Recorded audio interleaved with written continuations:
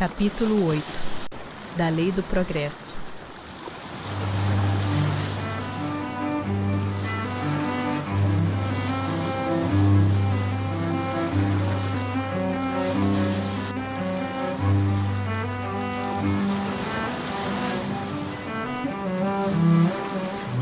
Estado de natureza. Serão coisas idênticas o estado de natureza e a lei natural? Não. O estado de natureza é o estado primitivo. A civilização é incompatível com o estado de natureza, ao passo que a lei natural contribui para o progresso da humanidade. Tendo o homem no estado de natureza menos necessidades, isento se acha das tribulações que para si mesmo cria quando num estado de maior adiantamento. Diante disso, que se deve pensar da opinião dos que consideram aquele estado como da mais perfeita felicidade na Terra? Que queres? É a felicidade do bruto. Há pessoas que não compreendem outra. É ser feliz à maneira dos animais. As crianças também são mais felizes do que os homens feitos. Pode o homem retroceder para o estado de natureza? Não. O homem tem que progredir incessantemente e não pode volver ao estado de infância. Desde que progride, é porque Deus assim o quer. Pensar que pode retroceder à sua primitiva condição fora negar a lei do progresso. Marcha do progresso.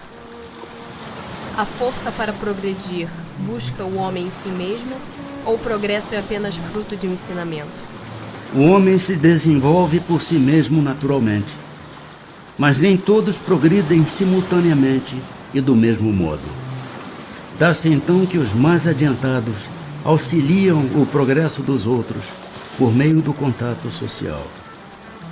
O progresso moral acompanha sempre o progresso intelectual? Decorre deste, mas nem sempre o segue imediatamente. Como pode o progresso intelectual engendrar o progresso moral? Fazendo compreensíveis o bem e o mal. O homem desde então pode escolher.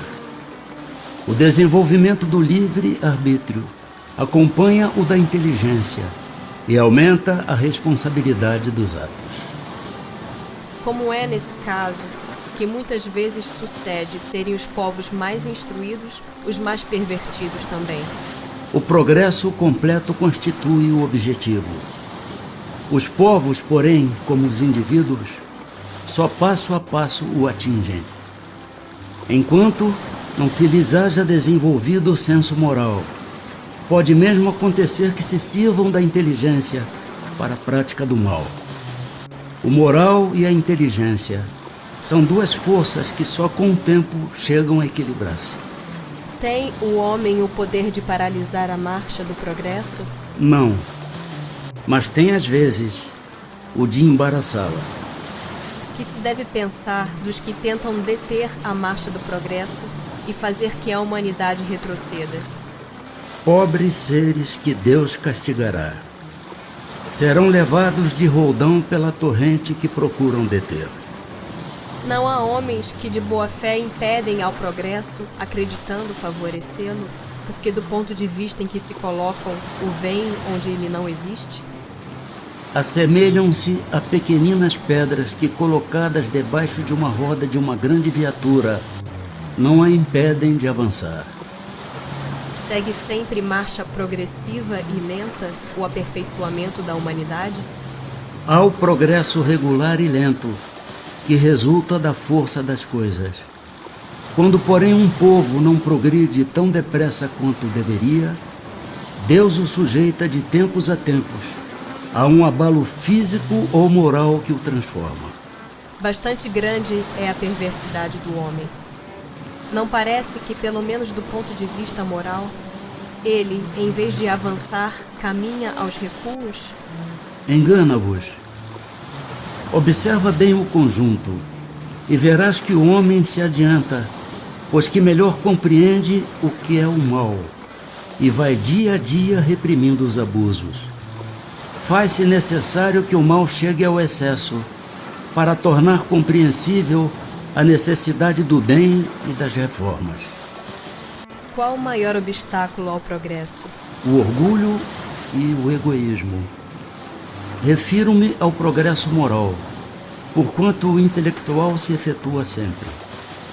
À primeira vista, parece mesmo que o progresso intelectual reduplica a atividade daqueles vícios, desenvolvendo a ambição e o gosto das riquezas, que a seu turno incitam o homem a empreender pesquisas que lhe esclarecem o espírito. Assim é que tudo se prende no mundo moral como no mundo físico, e que do próprio mal pode nascer o bem. Curta, porém, é a duração desse estado de coisas, que mudará à proporção que o homem compreender melhor que, além da que o gozo dos bens terrenos proporciona, uma felicidade existe maior e infinitamente mais duradoura. Povos degenerados. Mostra-nos a história que muitos povos, depois de abalos que os revolveram profundamente, recaíram na barbárie. Onde neste caso o progresso? Quando tua casa ameaça ruína, mandas demoli-la e constróis outra mais sólida e mais cômoda. Mas enquanto esta não se apronta, há perturbação e confusão na tua morada. Compreende mais o seguinte: eras pobre e habitavas um casebre. Tornando-te rico, deixaste-o para habitar um palácio. Então um pobre diabo, como eras antes, vem tomar o lugar que ocupavas e fica muito contente, porque estava sem ter onde se abrigar. Pois bem, aprende que os espíritos que encarnados constituem o povo degenerado não são os que o constituíam ao tempo do seu esplendor. Os de então, tendo-se adiantado, passaram-se para habitações mais perfeitas e progrediram, enquanto os outros, menos adiantados, tomaram o lugar que ficara vago e que também a seu turno terão um dia que deixar. Não há raças rebeldes por sua natureza ao progresso? Há, mas vão aniquilando-se corporalmente todos os dias. Qual será a sorte futura das almas que animam essas raças?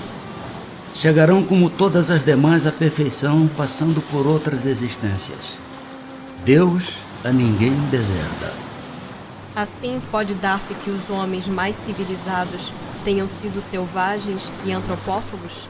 Tu mesmo foste mais de uma vez, antes de seres o que és. Os povos são individualidades coletivas que, como os indivíduos, passam pela infância, pela idade da madureza e pela decrepitude.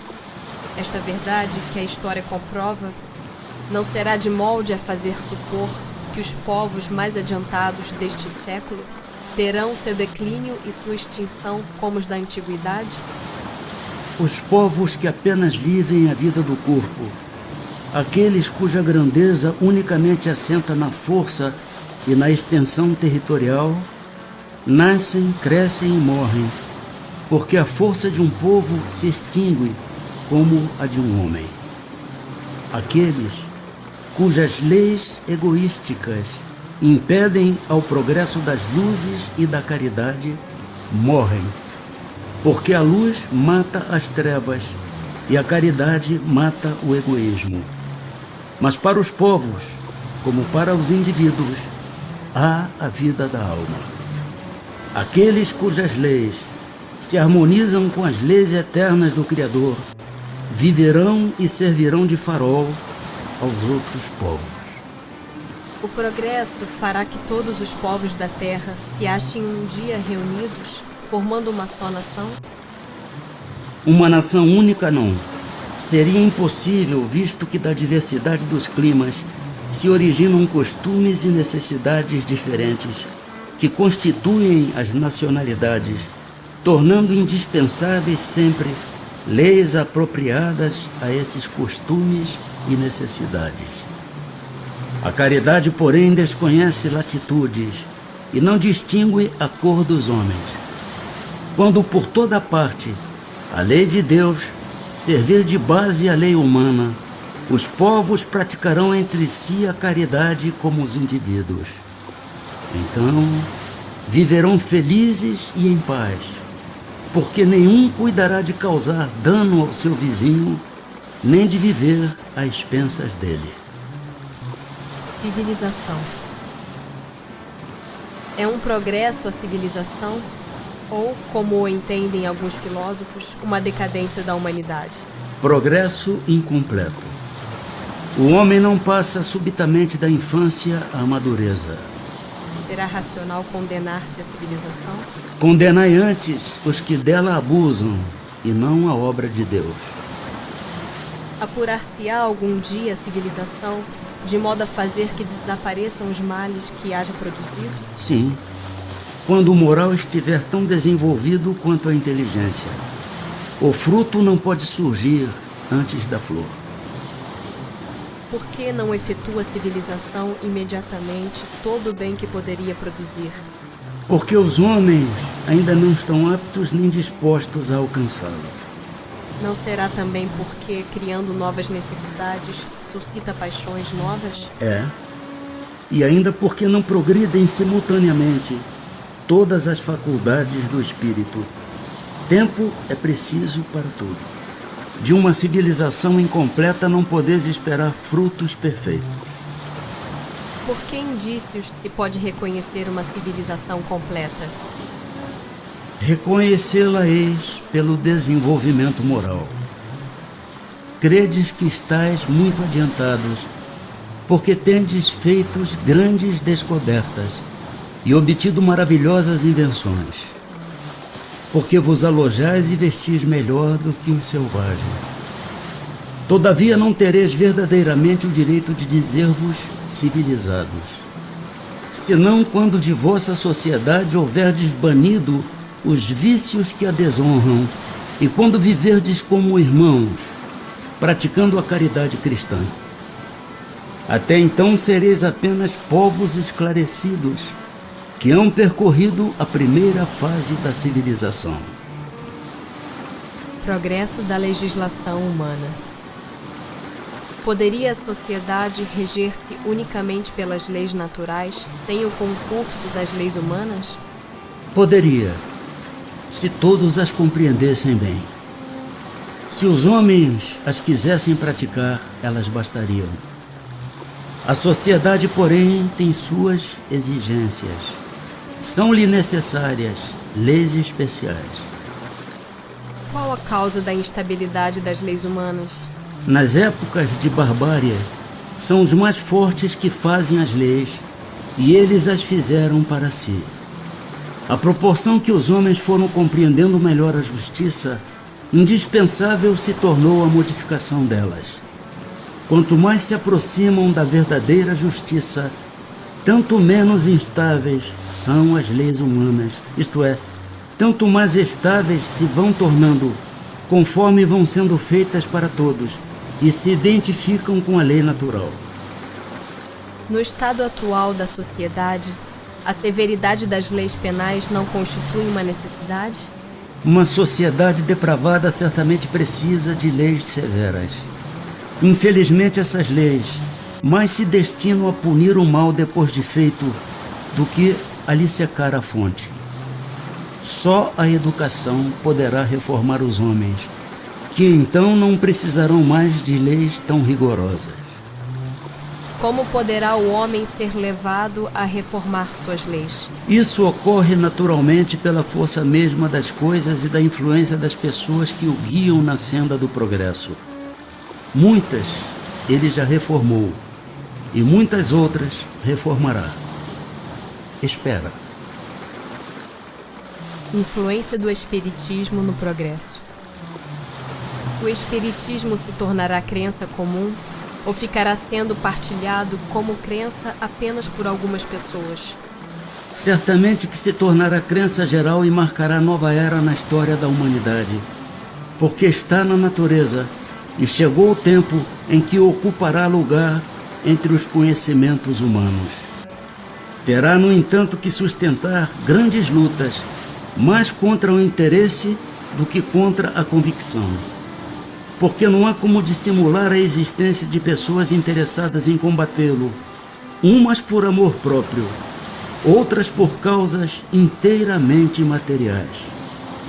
Porém, como virão a ficar isolados, seus contraditores se sentirão forçados a pensar como os demais, sob pena de se tornarem ridículos. De que maneira pode o espiritismo contribuir para o progresso?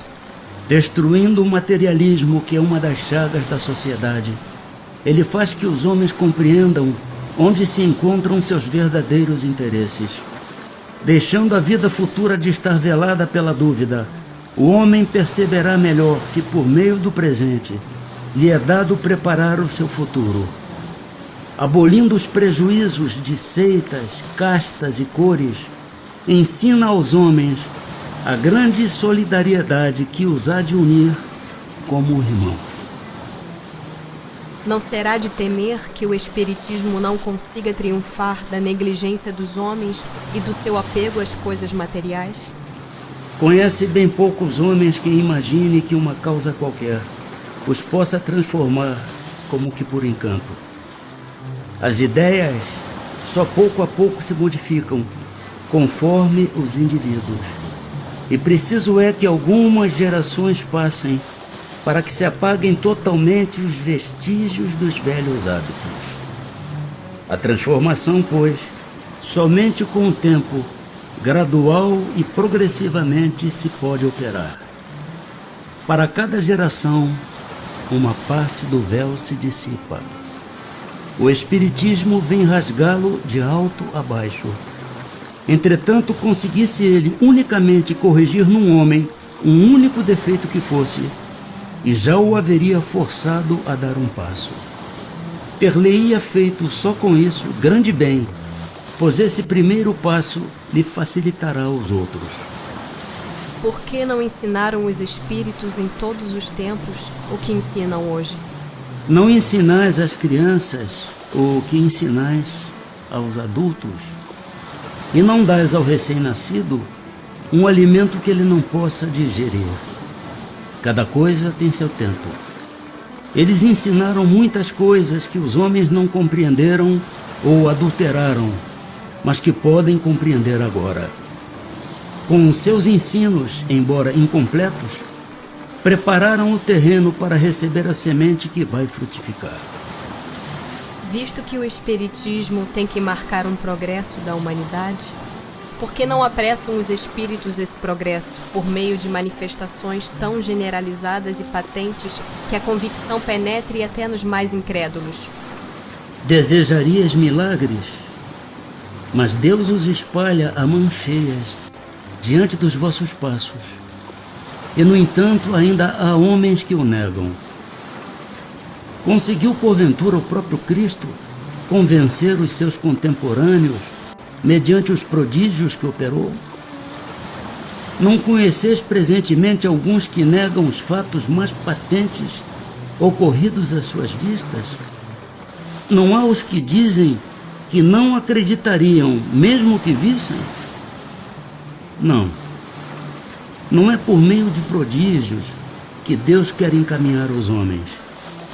Em sua bondade, Ele lhes deixa o mérito de se convencerem pela razão.